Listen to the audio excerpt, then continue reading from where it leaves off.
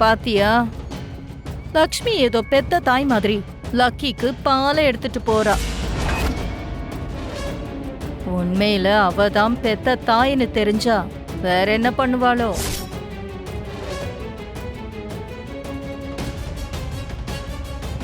Idea வந்துருச்சு aunty. என்ன idea? நாளைக்கு லக்ஷ்மியையும் மித்ராவையும் கோவிலுக்கு போக விடாம தடுக்கிறதுக்கு. என்னன்னு சொல்லு. சொல்றேன் வாங்க.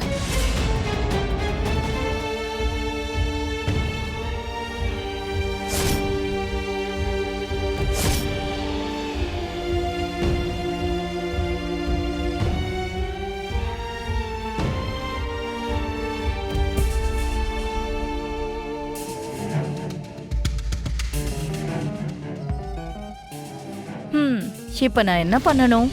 இந்த பாலை லக்ஷ்மிய குடிக்க வைக்கணும். நான் குடுத்தா அவ குடிப்பாளா? குடிக்க மாட்டான். அதனாலதான் உங்க மருமக ஜானு கிட்ட இந்த பாலை கொடுத்து லக்கி கிட்ட குடுக்க சொல்லுங்க.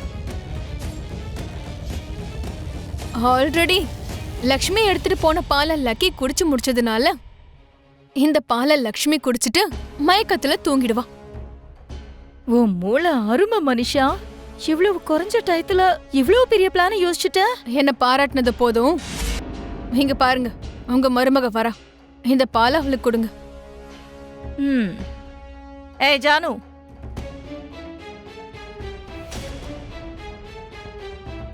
என்னத்த? இந்த பாலை எடுத்துட்டு போய் லக்கி கிட்ட கொடு. என்ன சொன்னீங்க? உனக்கு என்ன செவிடா? பாலை லக்கி கிட்ட கூடுன்னு சொன்ன. நீங்க லக்கிக்காக பாலை ரெடி பண்ணீங்களா?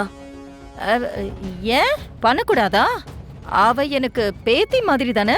அந்த பேத்தியோட சேர்ந்து உங்க மருமகளையும் கொஞ்சம் கவனிச்சுக்கிட்டா நல்லா இருக்கும்னு நினைக்கிறேன். ஏன் நான் உனக்கு சேவை செய்யணுமா? மாமியார் நீயா நானா? பாலை கொடுத்து விடுங்கன்னா ஜானு கிட்ட தேவையில்லாம சண்டை போட்டுக்கிட்டு இருக்காங்க. இந்த ஆன்ட்டிக்கு அறிவே இல்ல. மாமியாரா ஆர்டர் போடுறேன், சொன்னதை செய். மருமகளை பார்த்தா மாமியார்களுக்கு மனசாட்சியை சேர்த்துடும் நினைக்கிறேன். எனக்கு போதும்மா. சரி, படுத்து தூங்கு. நீங்க இங்க தானே படுத்துக்குவீங்க? உன் பக்கத்திலேயே படுத்துக்கிறேன். நான் எங்கேயும் போக மாட்டேன். அக்கா, என்ன ஜானு பால் கொண்டு வந்திருக்க? யாருக்கு? லக்கிக்குக்கா. அம்மா கொண்டு வந்தாங்க, நான் அதை குடிச்சு வர முடிச்சிட்டேன் சித்தி. அப்படியா? அப்ப இந்த பாலை என்ன பண்றது?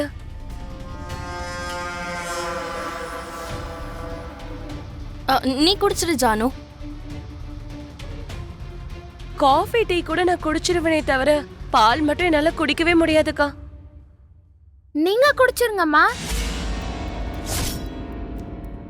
நானா? ஆமா, எனக்கு ரத்தம் கொடுத்து நீ வீக் ஆயிட்டல்ல, பாலை குடிச்சா பலம் வரும். ஆமாக்கா, நீயும் ரொம்ப சோர்ந்து போயிருக்க. இந்த பாலை குடிச்சிரு. நான் நல்லா தான் இருக்கேன் ஜானு. பாலை குடிச்சா இன்னும் ரொம்ப நல்லா இருப்பீங்கம்மா, குடிச்சிருங்க. லக்கி தான் சொல்றல்ல, குடிச்சிருக்கா.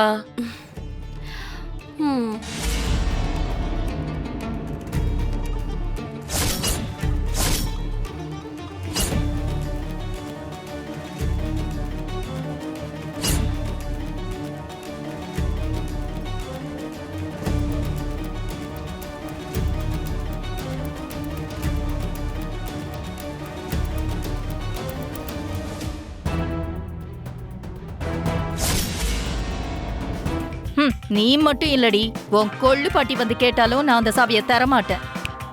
என்ன உசுப்பேத்தாதீங்க அத்தை. என்னடி பண்ணுவ? என்ன பண்ண முடியும்? நான் ஒன்னும் அரவிந்த் அக்கா மாதிரி இல்ல. ஆமா ஆமா, அரவிந்த் அத்தைக்கும் உங்களுக்கும் சுத்தமா பொருத்தம் இல்ல. அப்படின்னா என்னடி சொல்ல வர? அவங்க நல்லவங்க, நான் கொடுமைக்காரினா? உங்ககிட்ட எனக்கு பிடிச்சதே இது மட்டும்தான் அத்தை. உங்களை பத்தி நீங்க ரொம்ப நேர்மையா சொல்லிப்பீங்க.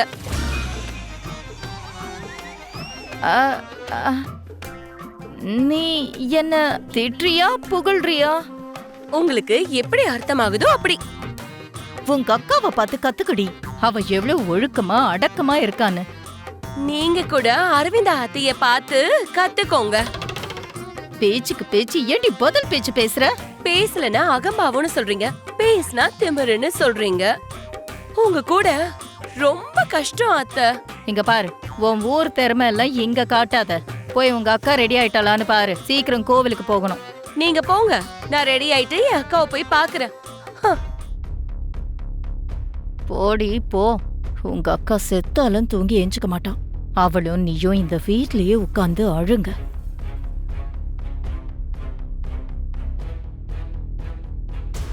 என்னண்ணே, ரெடி ஆயிட்டியா? ரெடிடா. அப்படியா? நான் கூட ரெடி மித்ரா. நம்ம கோவிலுக்கு போறதுதான் லேட்டு. நம்ம மட்டும்தான் கோவிலுக்கு போறோமா? லக்ஷ்மி, ஜுன்னு, லக்கி, ஜானு எல்லாரும் போறோம்ல. முதல்ல லக்கியா லக்ஷ்மி ரெடி பண்ணாலோ இல்லையோ, அதெல்லாம் எப்பயோ ரெடி பண்ணி முடிச்சிருப்பாங்க. கீழே போய் வெயிட் பண்ணலாம் வாங்க, அவங்களும் வந்துருவாங்க. வாண்ணே.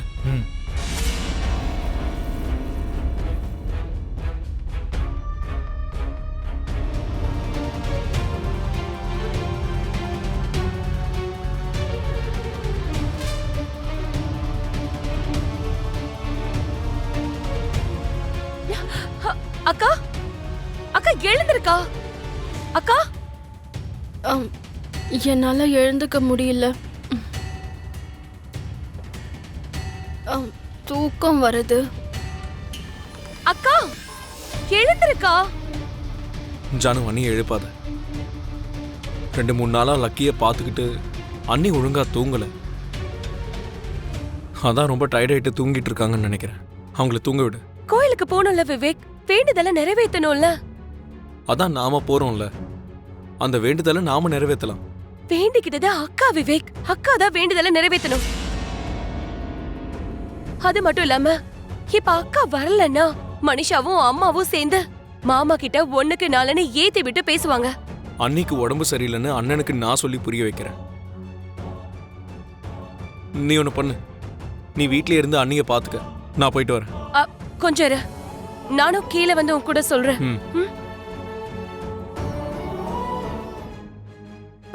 சேர்மன் ஆயிட்டால, அந்த திமிரு ஆர்ப்பாட்டம் எல்லாம் காட்டணும்.